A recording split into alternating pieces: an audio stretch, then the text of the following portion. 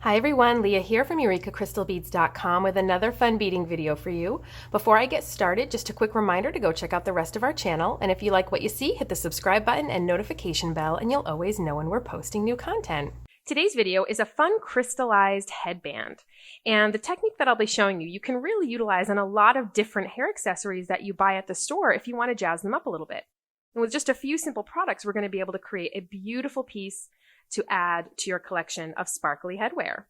So all I'm using here is some inexpensive, non-tarnish 26 gauge silver colored wire. I have a regular old headband that I got at the local pharmacy. And for this particular project, I'm using two different sizes of a Swarovski crystal bicone. I have a 4mm bicone in turquoise AAB, and I have a 3mm bicone in beautiful air blue opal AAB. You can really use whatever colors you like or even whatever sizes you like with this same exact technique. So the amount of wire I have here is about 1.5 feet. I won't need quite that much, but I really like to make sure that I am holding on to plenty so I can really wrap my beads nice and tightly. Now you want to decide where you want your section of crystals to be. Theoretically, you could cover the entire headband with crystals, but I like to do just a portion because I think it has a little bit more of an everyday look and it creates just a little bit of interest among a lovely hairdo. And I don't always like to go right in the center. I like to go just usually a little bit off center. So if I want to have my crystal section be about here, I want to start wrapping my wire about here where that section would start.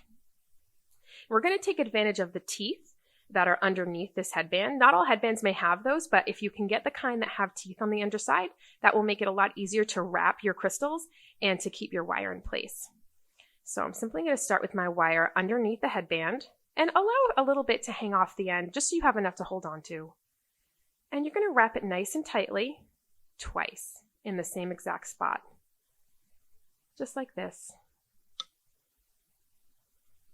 And it's just nice and tightly in place. And if it wants to loosen up just a little bit right now, that's okay. As we keep wrapping, everything that you previously wrapped will stay nice and tight. So I'm going to come up from the underside and I'm going to start by putting on some sections of 3mm crystals. And I'm going to be putting on sections of 4 crystals at a time for the 3mm. So let me go ahead and pick up 4 of them here.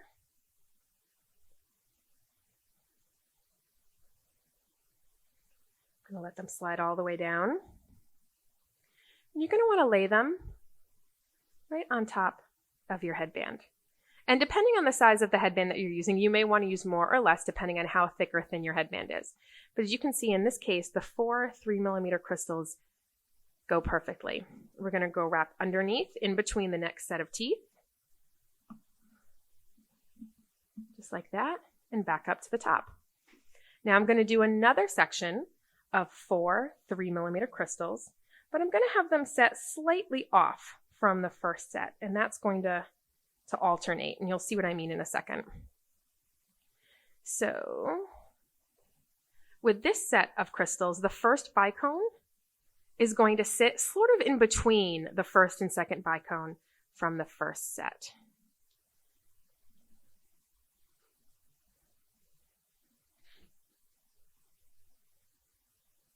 Just like that. And we go underneath and back up.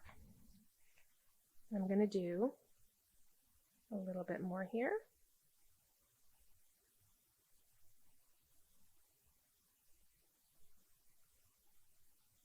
Let my crystals slide right down. And this third set is going to be a little bit further back like the first set is. So now that I have 3 sets on there, you're going to see what I mean. How the first crystal of the first and the third set tend to sit just a little bit lower than the first crystal of the middle set. And then if I were to do another set, the first crystal would sit like this, just a little bit higher. So you can continue with this section as much as you'd like. I'm going to do just these 3 sections of 4 crystals, and then we're going to move to the larger crystals next. Okay, now let's move on to picking up some 4mm crystals.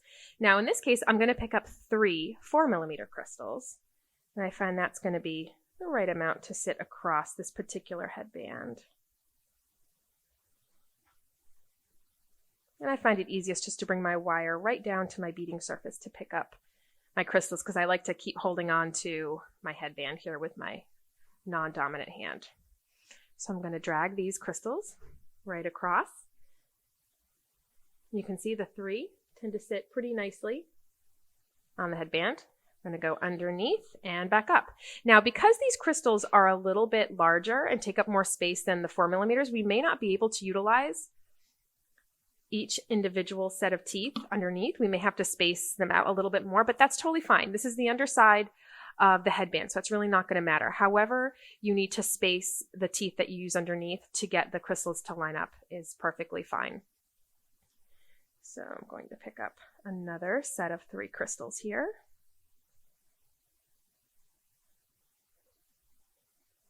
And just like before with that slight staggering, we're going to stagger these as well. So again, you'll see how the first crystal on the first and the second one in the 4 millimeters, they're a little staggered. And the next one I do will sit a little lower again. Just like that first one.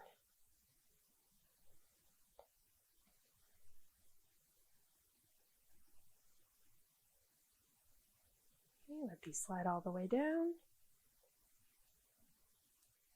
So you can see that staggering.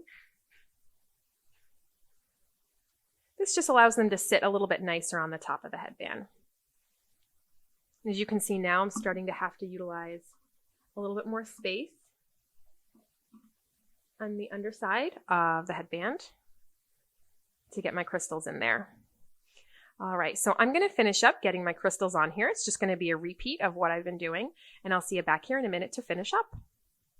Okay, I've gone ahead and finished up the crystals, and you can see how beautiful and sparkly they look. They really are a beautiful focal for when you want to jazz up your hairstyle a little bit. These are great for if you're going to a formal event, especially at nighttime or even outside where the sunlight's going to catch it. Or if you have a grandchild that's going to be going to the prom, this is a beautiful accessory for really any kind of formal event, for any age really, because again, you can really make this as elaborate or as simple as you'd like. So to finish up, and I've already gone ahead and finished up one end, and I'm going to show you on this side. All I'm going to do is I finished the little 2 wraps at the very end. And we're right now looking at the underside with the wire right there on the underside. I'm going to use my wire cutters. And I'm going to trim this off so it's about at the halfway point underneath the headband there. You can see that sticking up. And there we go. We can see it sticking up right there. All we're going to do is take our chain nose pliers now, and we're going to gently fold that wire underneath a previous wire, just so we can tuck it in so it can't pull out and so it won't snag in anyone's hair.